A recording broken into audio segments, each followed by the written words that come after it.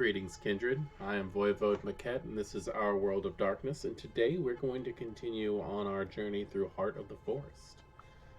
So let's just jump right into that, shall we?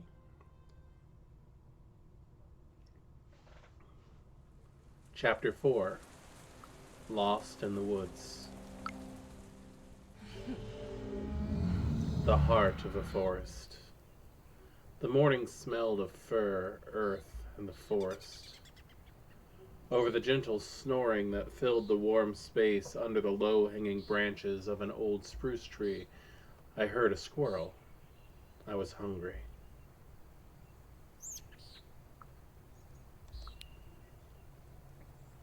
Stepping over the sleeping forms, I made my way outside. Alone, hiding in the tall grass, I sniffed around.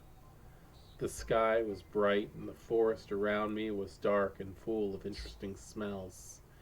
High in the trees, birds yelled about status, sex, and violence.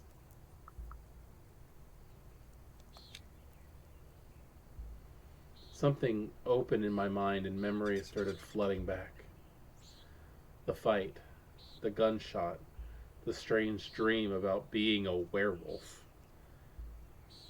A creature stirred in the bushes nearby, a tall, dark silhouette, a strangely familiar smell. I tensed up and watched the humans as they looked around.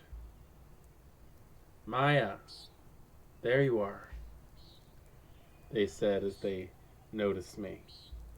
It was time to get out of there.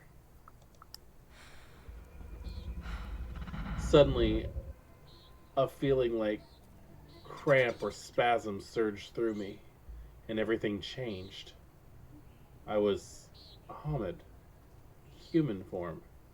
My body started resetting itself to the familiar shape, and it hurt. Bones broke and fused again. Muscles and sinew moved under my skin. I cried and thrashed. Then, panting and sweaty, I was Hamid again. I hit the ground with my bare ass. Colors exploded. The morning breeze suddenly became cold, and I shivered. Confused, I looked at the person approaching me. "You look cold," Carnell smirked and threw me a bundle of clothes. "You better not change for a while. They won't survive it. Not until you learn the right, at least." I took the bundle. I snatched the bundle and started pulling the clothes on. Sneakers, loose-fitting jeans, a hoodie with a unicorn. They fit perfectly. I thought about the previous night, when I was raging through the forest, about how differently I experienced the world through the wolf's senses, and about the discomfort and confusion of changing shape.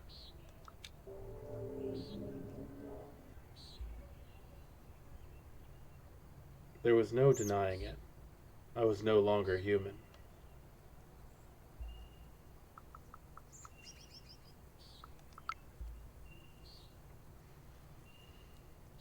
"Don't come any closer," I barked.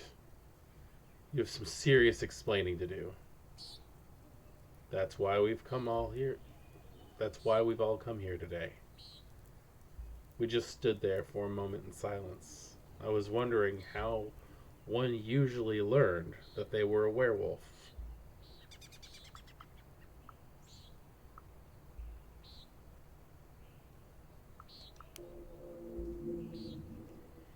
"So," I said, "how did you become a werewolf?" "I was born a werewolf, it seems," he answered.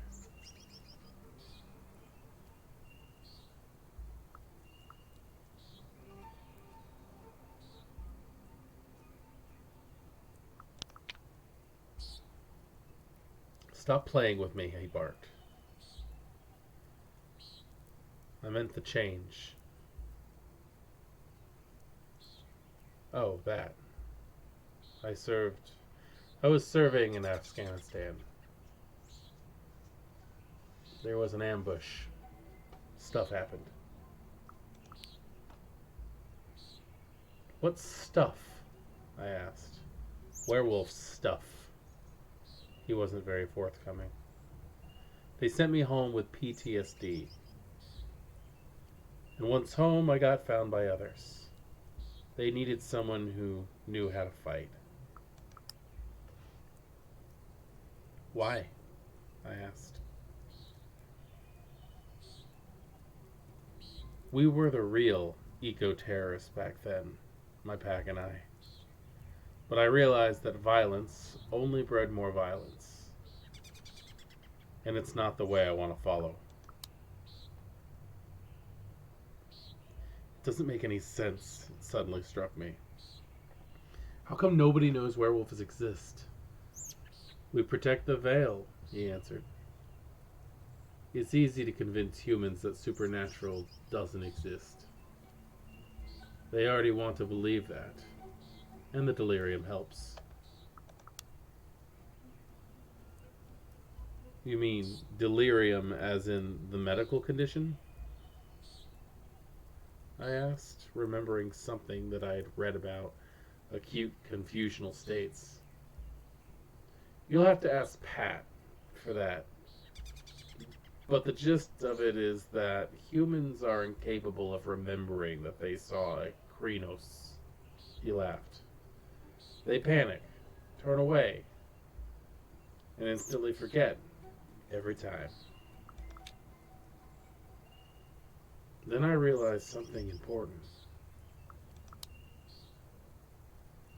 At some point, the rest of the party had awoken and joined us. The clearing was full of wolves. Fight or flight? The wolves were closing in on me. I knew my next decision would have serious consequences.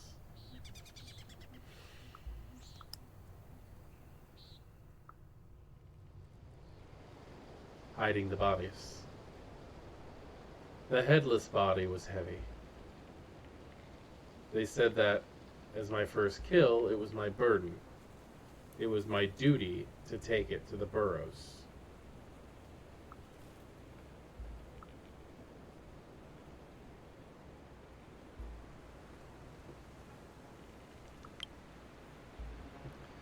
Guilt was eating at me, and I guessed it was obvious. You have to balance the death you cause with your achievements. Cornell looked me in the eyes. That is the path of the Guru. He accompanied me, carrying the severed head in a bag. The others stayed behind, covering tracks.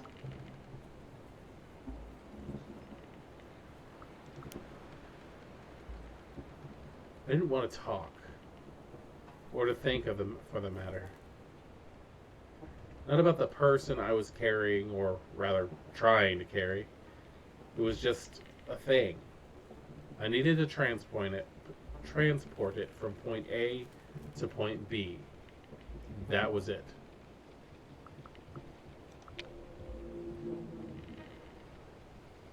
I kept dragging the body, getting more tired and more sweaty with every step.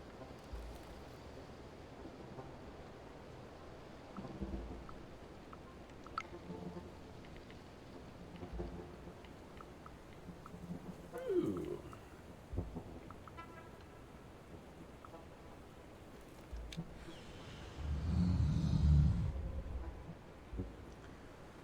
I was Galabro, the near-human form. The pain was stronger than I'd ever imagined. I felt my muscles spasm as they rearranged themselves. My jaw cracked, my mouth filled with blood. I clenched my fists and claws, drove into my palms. I screamed. When I rose, panting and sweaty, I was more than human. I was glabro, wolfish, scary. strong.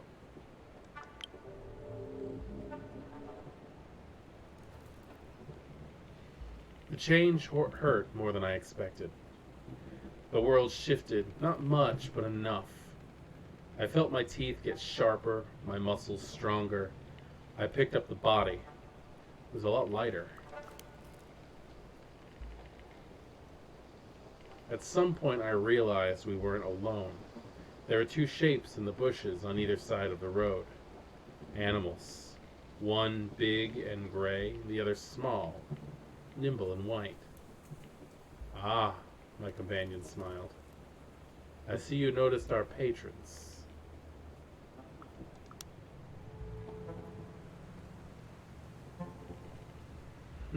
Sorry, what now? Patrons? I asked. Yes, the spirits who help us fight our war. The two animals stopped in front of me in the middle of the path. We came here to teach the cub, said the wolf. She smelled of ash and tears. I couldn't believe what I saw. It made no sense. I felt as if my brain was short-circuiting, trying to interpret signals not meant for human senses.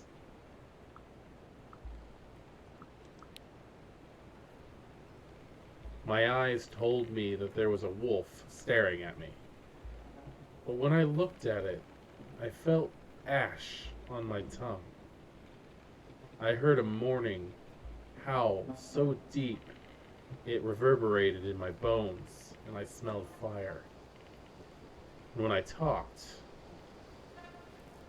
it was like a rustling of leaves, forming words in my mind. But hallucination or not, they just wouldn't leave me alone. The weasel circled me. Before I knew it, I could feel it. Small claws on my legs, and on my back, then on my arm. It smelled of musk and electricity. And then it bit my ear.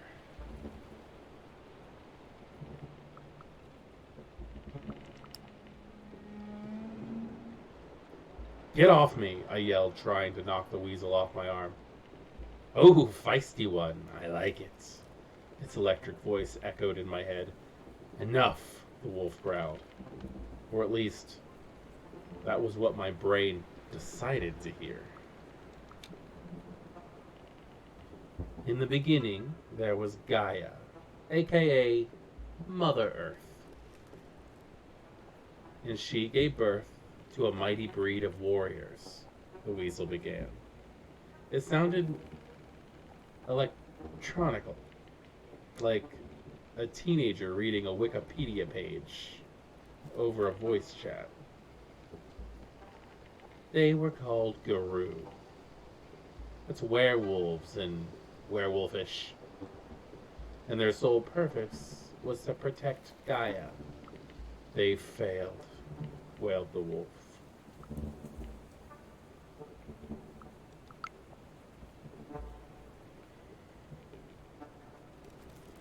There was danger everywhere, shrugged the wolf, when I looked at her for advice.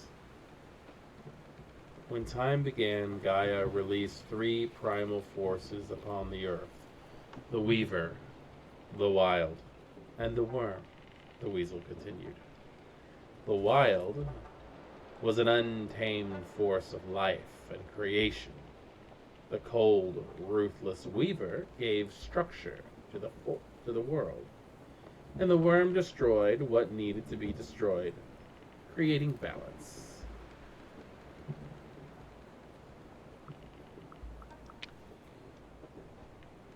So, were werewolves creatures of the wild, I asked, an untamed force of life?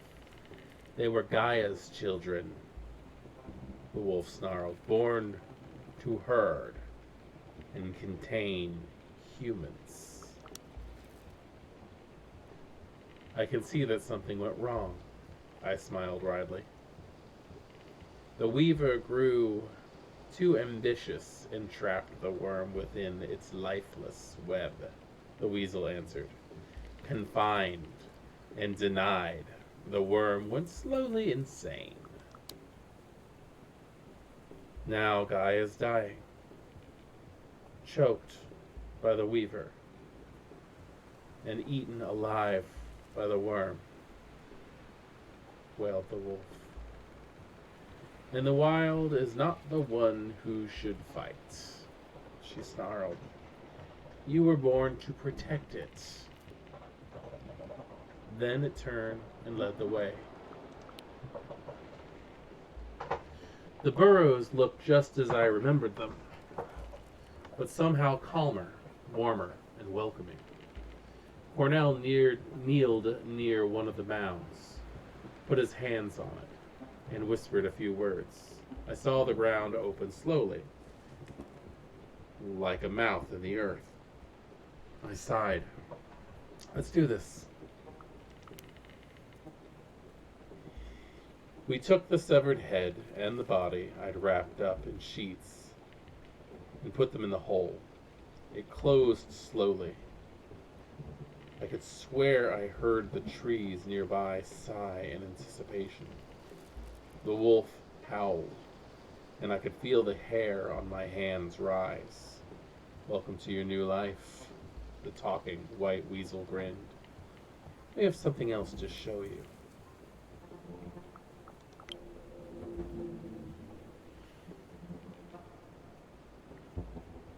I had so many questions, and finally I dared to ask them. Finally, I had a moment alone with Cornell, and there were some things I wanted to discuss with him. How do you know Olga? I asked. She was in my pack back in Berlin, and for a moment, we fought the worm together. He shook his head. But then we lost a battle and she went back to Poland.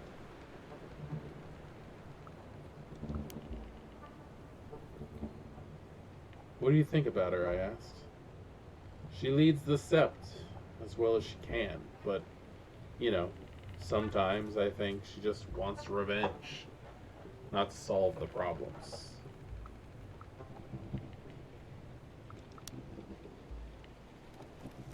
Sometimes I pushed. Sometimes I wonder whether she isn't perhaps tainted by the worm. He sighed and fell silent. Enough talking, the white weasel grinned. We have much to do. Vision quest. You're a cub. So, you've special privileges, said the weasel. Puzeska will grant you a vision. You must see to understand, said the wolf. Think carefully before you choose what to see.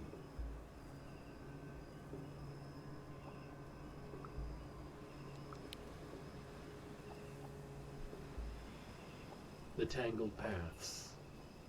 It was hard to find the burrows, although I knew where they were. When I looked behind me, the path had disappeared. I felt the Huzda playing with me, twisting paths, blocking my way with bushes and dead trees, and then suddenly opening a new path that was straight and full of sunshine.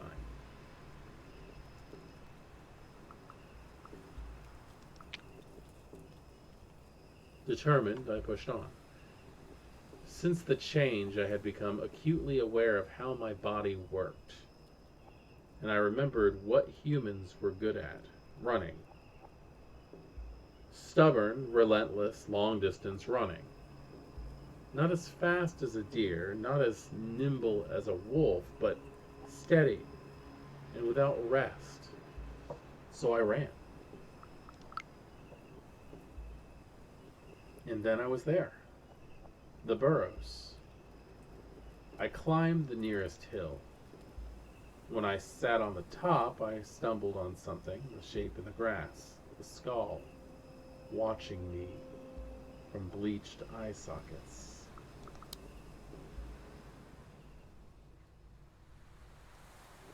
Buried past. There was a swirl. It starts deep within me, and then it expands. Everything is in motion, and there's no center anymore.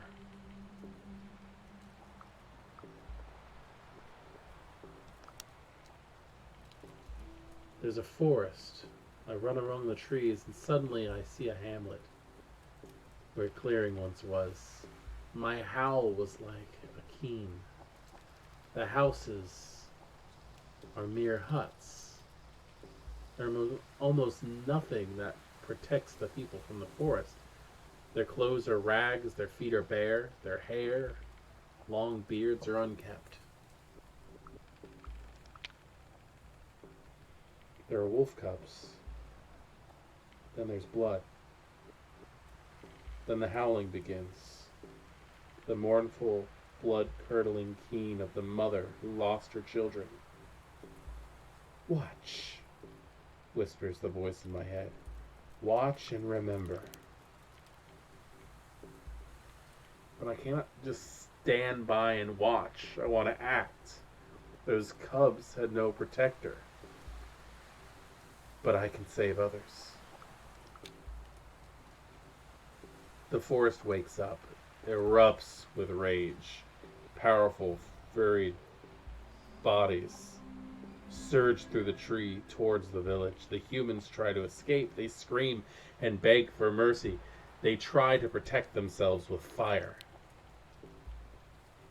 The Guru rise up, their talons red with blood, their eyes glazed with fury, and the fire is yanked from the hands of the villagers. The houses start to burn. The keening turns into a howl of joy. The Guru have my eyes, my face. They're my family. I am the blood of their blood. And then it happens again. The humans return. They rebuild the village, this time stronger and better protected. The keening begins once more. Then we, the Guru, come down to them like wolves on the fold. And again, new villagers, new fires, more blood.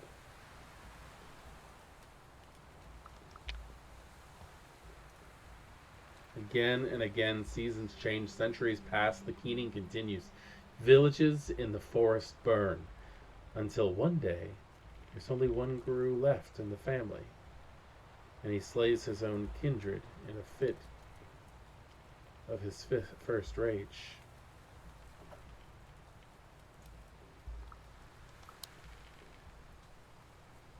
He escapes across the ocean. He serves in the army. He burns villages in Vietnam and Afghanistan, but it just feels different. He never forgives himself. He tells his granddaughter stories about the forest, but he never goes back. I stay there and I watch, but I can't move. My throat burns. My stomach's in knots. I want to scream, but I have no mouth. I feel the fire. I smell the blood. I see the large ash-gray wolf looking straight at me. Her eyes are golden. She weeps. It is what the Pushka wants, she says to me. It is your duty.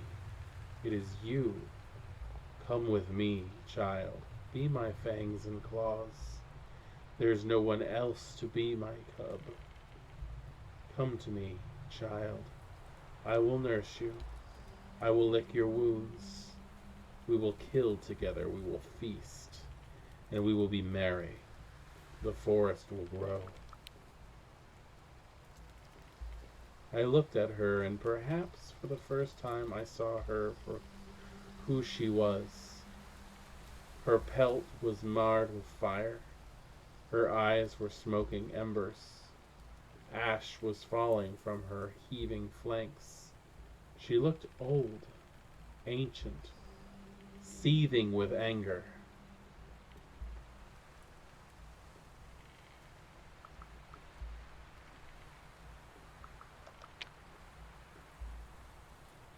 She was the very idea of mourning made flesh, driven by the feelings of loss so profound that it burned everything in its wake. But she was more than that.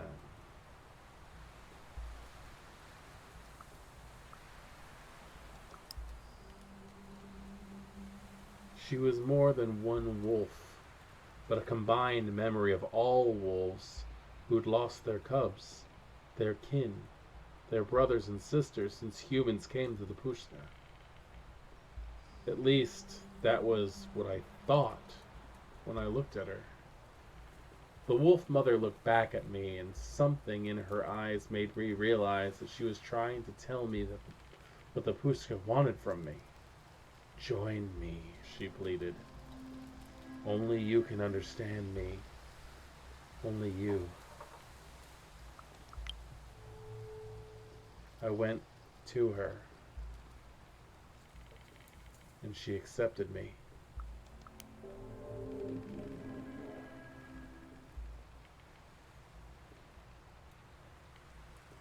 And I finally understood who I was. Darkness fell again, and a bloody tide was loosed upon the world. One of us.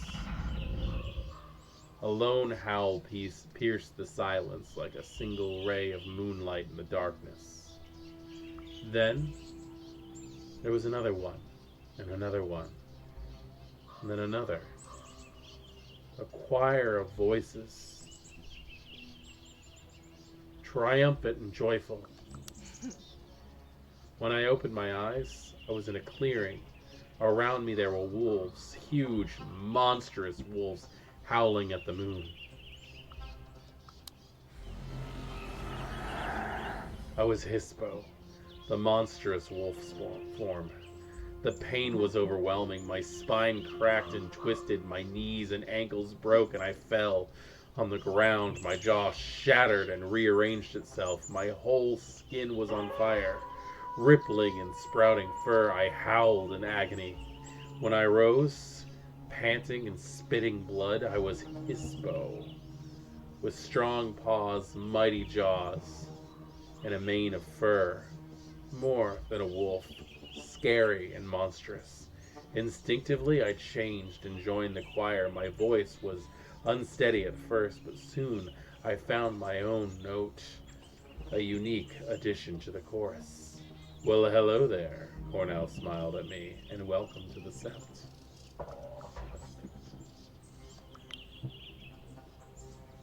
Okay, just so you know, I said slowly, I have no idea what a sept is.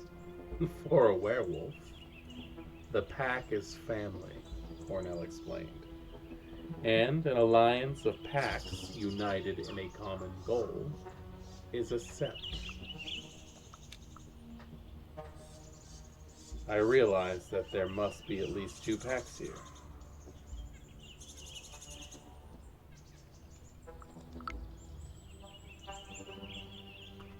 Three of the monstrous wolves changed. Olga and Lisa stood up, human-looking again, their clothes rumpled, and yellow-eyed wolf by their side turned out to be Daniel. We are the pack of the mourning wolf mother, said Olga. They smelled of ash and tears, and for a moment I saw the wolf spirit among them. A gray-eyed wolf changed into Cornell, and soon Pat and Kim joined him. We are the Winter Weasel pack, said Kim, and a white shadow settled on Pat's shoulder. I smelled musk and electricity. We are all Gaia's soldiers, said Cornell. In that we have no choice. but we can choose whom we fight alongside.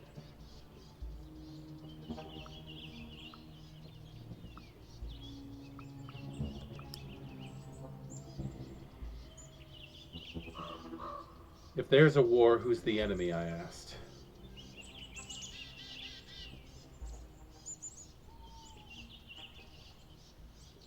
Smish. The word Daniel said sounded like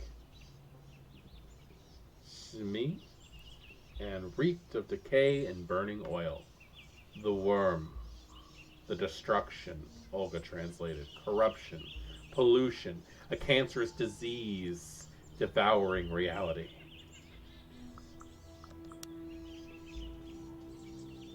Do I have to choose a pack? I asked, just to make sure. No. No guru can survive on their own, Cornell said with sympathy. Your old human life is over. But we will never abandon you. I have so many questions. I shook my head.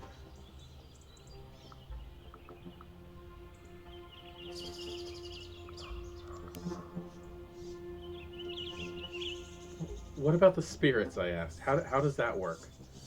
The world casts a shadow, and we call it the Umbra, said Lisa.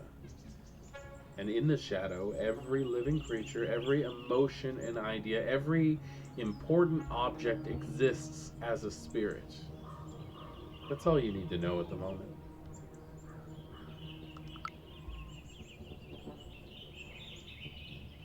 Why did I hear Moon whispering to me? I asked. Luna give us rage. That is why she's important, Olga said. And that is why you'll never be able to touch Silver again.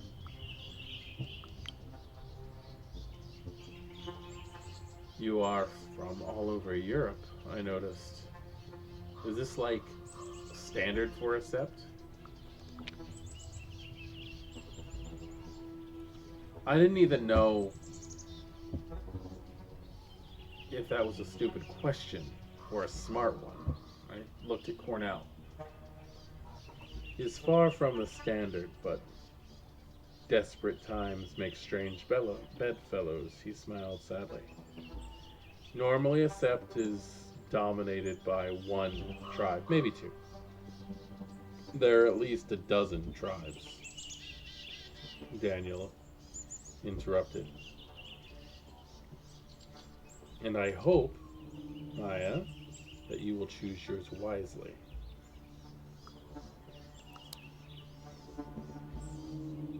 So,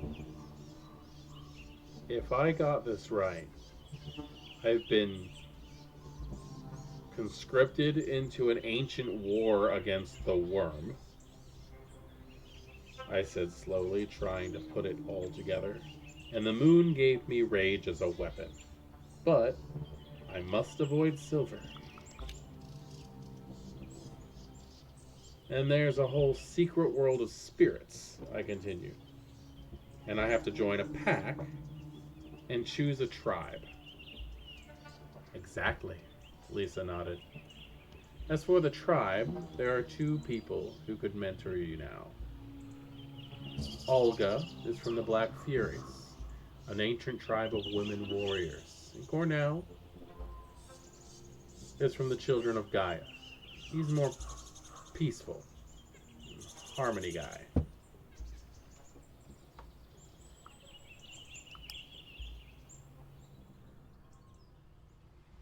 The shadows of Fenris.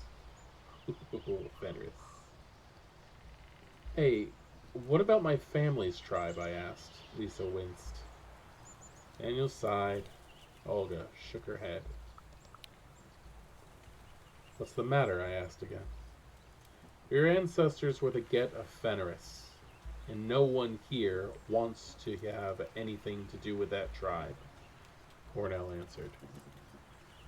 They stand against everything we believe in.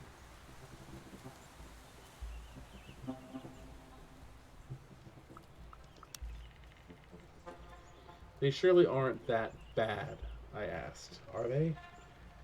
Getafenerists are the most radical guru, supremacists, and even ever marred the face of Earth, Kim scoffed. Like legit fascist werewolves. Some of them literally work for Hitler.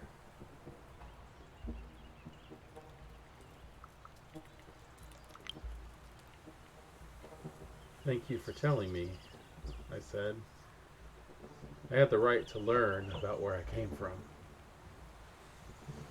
For a moment, we were all silent.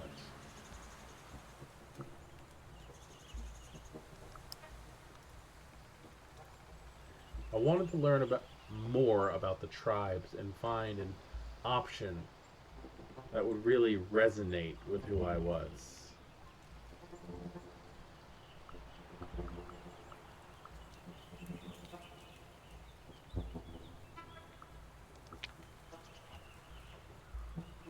Kim told me a lot about bone gnars, urban werewolves, fighting for the disenfranchised and the marginalized children of the rat.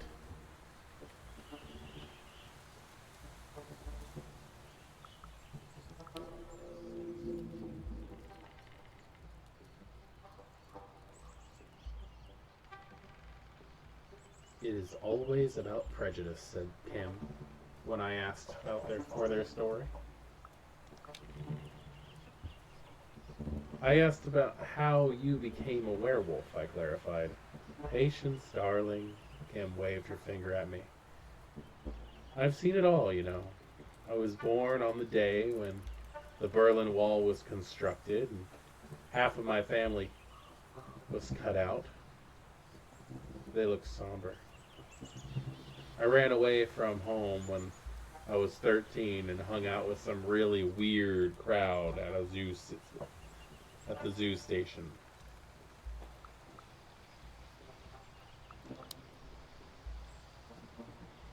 Why did you run? I asked. I liked it there. There were animals and we lived like animals. But I liked it. Kim shrugged. You see, I always knew I was a werewolf. My family was full of them. I went through everything you could imagine. Punk rock, Berlin squats, drug dealing, gay clubs, you name it, I was there.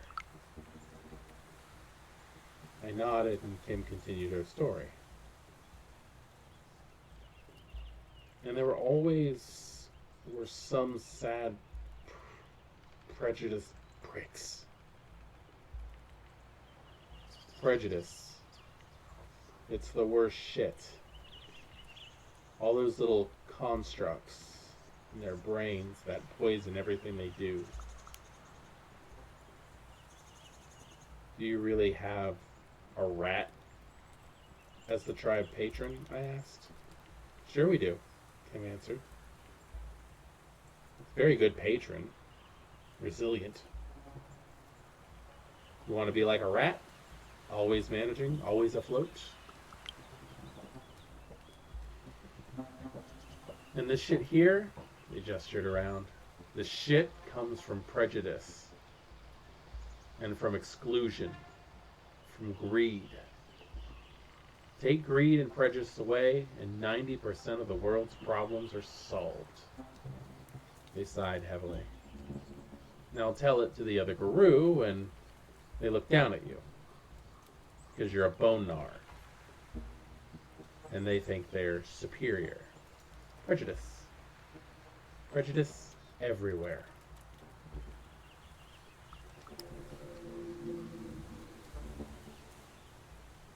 I asked Daniel if I could join his tribe. But he didn't understand the question. I'm a red talent, he said. If it explained everything. What are the red talons? I asked Daniel. It's the T tribe of the Guru who are born as wolves, Daniel explained. We usually don't mix with others, and we kill humans. But since I'm the only one here, I decided that it was better to join the rest.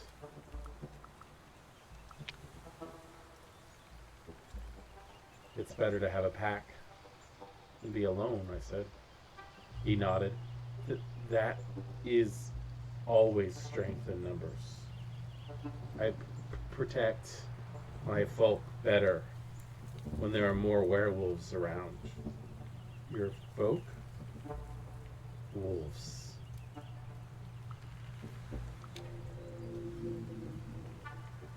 Daniel sniffed the air. His nostrils moved in a very non-human way. I was looking enthralled. Are you a wolf? I asked. He made a face. We all are.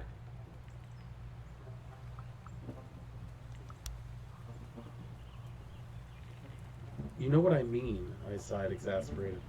He laughed, a short barking laugh. Yes, I was born as a wolf. And then, when it turned out I was not only a wolf, I was disgusted.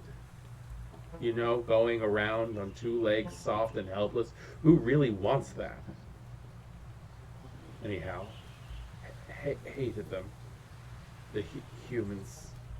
But Lisa comes one day and she talks to me and brings me to Olga. And I think they are not humans. He sniffed the wind again. Besides, he said, keep your friends close, enemies closer.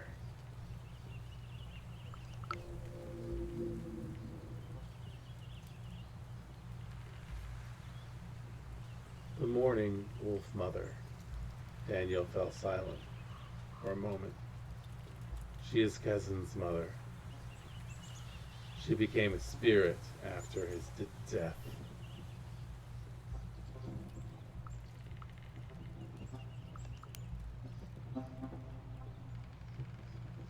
It's impossible, I said.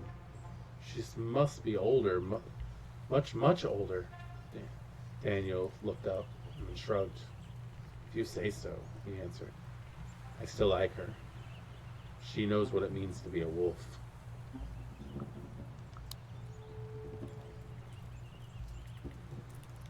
Thanks. That was all I wanted from him.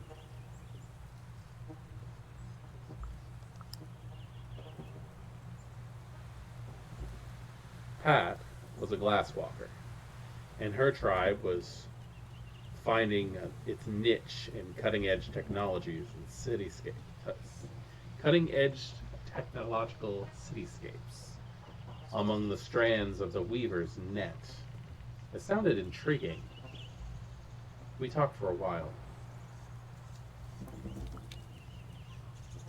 So, you're basically a city dweller, I observed. All glasswalkers are. It's our natural habitat. I feel quite out of place in the forest.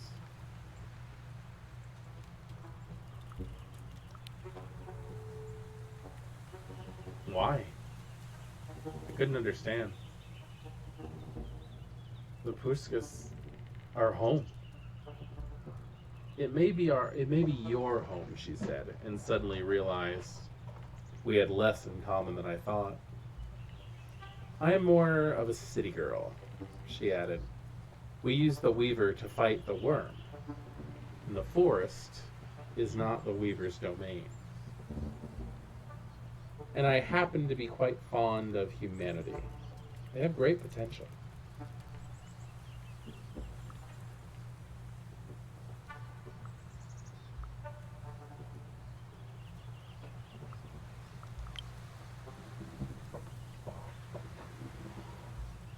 I would take you for a werewolf, you know, I said to Pat. She snorted. Why?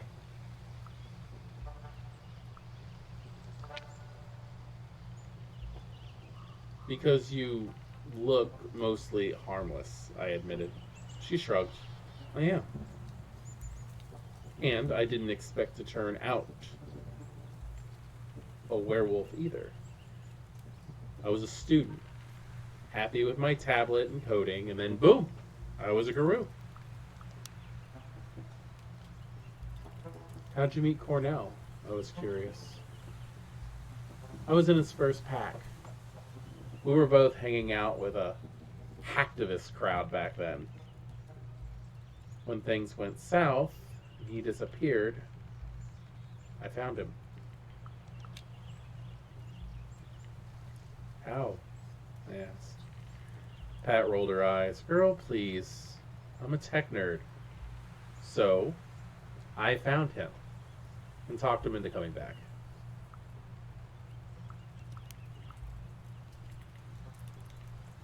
Finally, I stopped asking. I had to think over what I'd learned.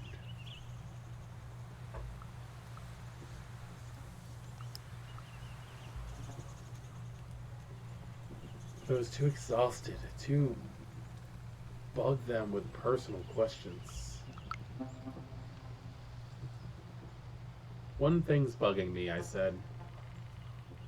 Why are there so many of you here? Suddenly everyone in Biowalveza is a werewolf, or what? You know nothing, cub. Olga laughed bitterly. A mere century ago, there were dozens of packs in these forests. But none of the old guard survived the 90s. Lisa shook her head. We had to start from scratch. Until you showed up. There were only 6 of us. And the 3 of us not even local, Cornell pointed out. 2 packs, too small for their own good. Anyway, before you are admitted to tribe, you need to prove yourself. Prove myself? Hadn't I proved myself already?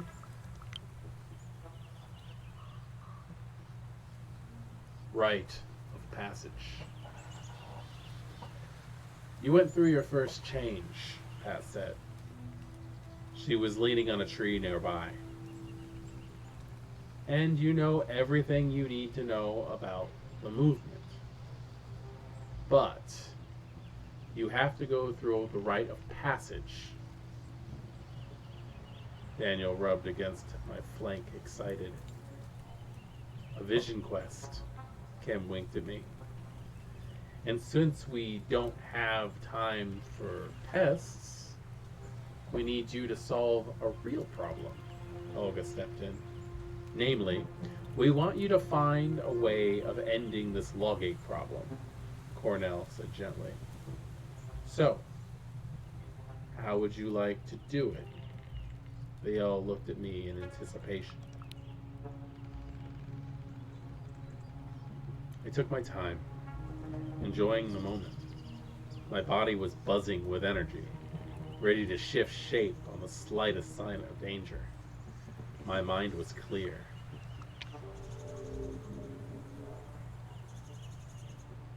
And I knew exactly what I wanted to do.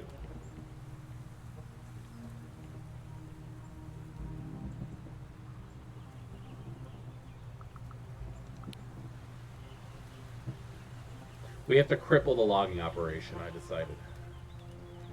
I say, let's destroy their equipment. Never mind the loggers. Kim made a dismissive gesture with her hand. We have to inspire the protesters. We have to arm ourselves, both us and the human protesters, and fight the logging, I continued. Not metaphorically, physically. Olga nodded with approval. I know someone who can arrange some explosives for us. Daniel beamed, spoken like a true Aharu. I bet you were born under a full moon, weren't you, Maya? I looked at him surprised. How did he know? Mom always told me that when she gave birth to me, the full moon was shining through the window, and she couldn't take her eyes off of it.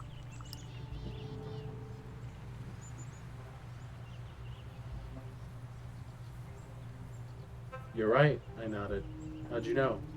Guru born under the full moon are warriors and leaders, said Olga. Just like you and me. It is a path of glory and honor, added Lisa. Your place in the werewolf society will be determined by your renown. You can earn glory through defeating mighty enemies and succeeding at dangerous quests. You can earn honor by following your moral imperative and upholding the laws of the Guru. You can earn wisdom by acting effectively and thinking well before you act. Your renown will change as you play, contributing to Maya's legend among the Guru. No pressure at all. Olga must have sensed my confusion. Come on. We have a lot to discuss. She patted my shoulder. And we have to find your phone and wallet. So I followed her. I nodded and followed her. I had to tie up loose ends in my old life. Back to the beginning. I'm sitting on a bus. The sun streaming through the windows. It's making it hard to see. The narrow road cuts through dense old forest. I remember doing something important, walking among the trees, looking for something, losing something I loved, gaining something unwanted. But then, I'm fully awake, and the memories scatter away. We're almost there, says Anya. I did some searching. She looked at me from her phone. And this place is amazing. It's like the last primordial forest in Europe.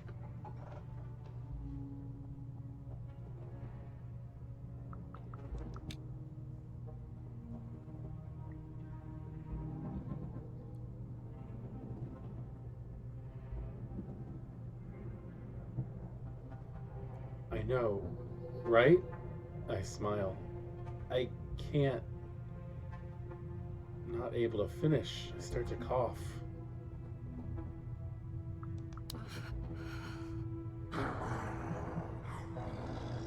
My throat is sore, my lungs hurt.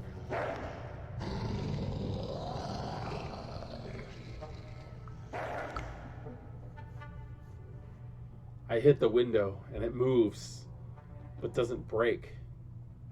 It's gray and dull, and some of it stays on my hand. The substance is sticky and makes my skin itch. My hand is crawling with thousands of tiny spiders weaving their webs around with tremendous speed. The whole bus is filled with them.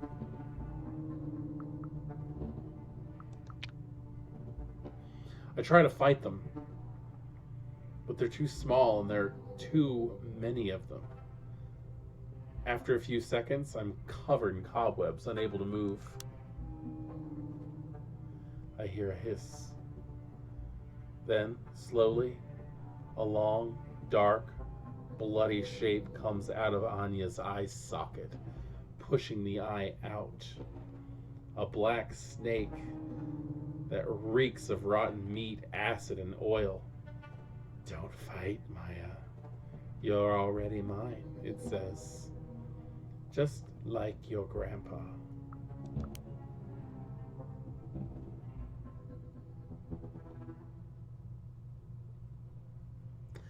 And that is where we are going to stop today.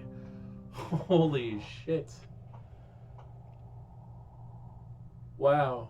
This is getting intense. I hope everybody's enjoying this as much as I am, and we will continue this along soon. I hope everybody enjoys your little piece of the world of darkness out there.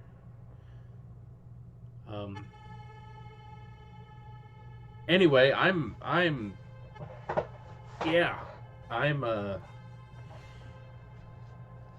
I'm excited about where we're going with this one. Anyway, I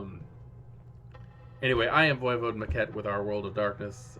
Thank you for joining me with this reading of Heart of the Forest. Please drop a comment if you have anything to say. Let me know what you think about this amazing story that we're reading right now. And also, please like, share, subscribe, all that junk. And I will see you next time. Goodbye.